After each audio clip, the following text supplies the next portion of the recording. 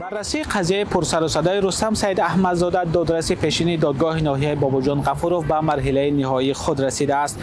عیبدار کننده دولتی او را گناهکار می‌داند و برایش از دادگاه 9 سال زندان طلب کرده است، ولی خود او و وکیلانش عیبنامه را رد می‌کنند. به گفته منابع رادیو آزادی، دادرسی پیشین در آغاز به 5 اتهام از جمله بسیار نکاحی، رساندن خبری بر دروغ، قلابی، برآمدن از حد وکالت خدمتی و غیر قانونی صادر کردن حکم متهم می‌شد، ولی بعداً مفتشان اتهام بسیار نکاحی را از پرونده سید احمدزاده بیرون کردند.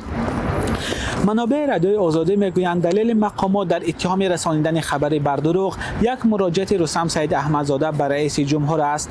با گفته منابع آگاه، سید احمدزاده در این مراجعه از کار رئیس دادگاه ناحیه باباجان غفورov در تقسیم پرونده ها برای دادرس ها شکایت کرده است. سید احمدزاده نوشته است رئیس دادگاه برای خود و دیگر دادرس ها سالانه تا 50-60 پرونده جدا میکند، اما برای بررسی در یک سال به او فقط 9 پرونده جنایی دادند. دادرسی پیشین از رئیس جمهور خواسته است که یک کمیسیون با صلاحیت مسئله را سنجد، ولی منابع رادیو آزادی گفتند بر اساس همین مراجعت مقامات علیه رستم سید احمدزاده با اتهام رساندن خبری بر دروغ پرونده باز کردند. منابع آگاه از پرونده بر رادیو آزادی گفتند دلیل دیگر مقامات علیه رستم سید احمدزاده بیکار شدن چند حکم صادر نموده او از طرف زینه بالای دادگاه می باشد.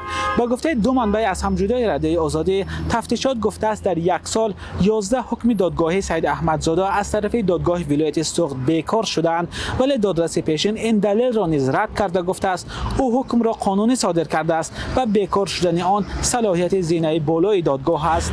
ما برای گرفتن نظر دادگاه عالی به این نهاد مراجعت کردیم و منتظر پاسخ هستیم. در نظر است که روز دوشنبه 3 اپریل رستم سید احمدزاده در دادگاه سخن آخرین خود را ارائه کند و بعد از آن دادرس شادمان علیزاده برای قبول حکم به خانه مشورتی می رود. سید احمدزاده ماه ایون سال گذشته بازداشت شده بود. قضیه او بنابر آن پرسر و صدا شد که دادگاه های تاجیکستان خیلی کم حکم های سفید صادر میکنند. مولا رجب یوسفی شهلای عبدالله، آزادی، دوشنبه. گزارشی که حالا دیدید چه خیلی بود؟ معقول شد یا نشد؟ میخواهید که اولین شده گزارش های ما را بینید؟ پس این تگمه را پخش کنید و آبونه شوید. شما اولین بیننده خواهید شد.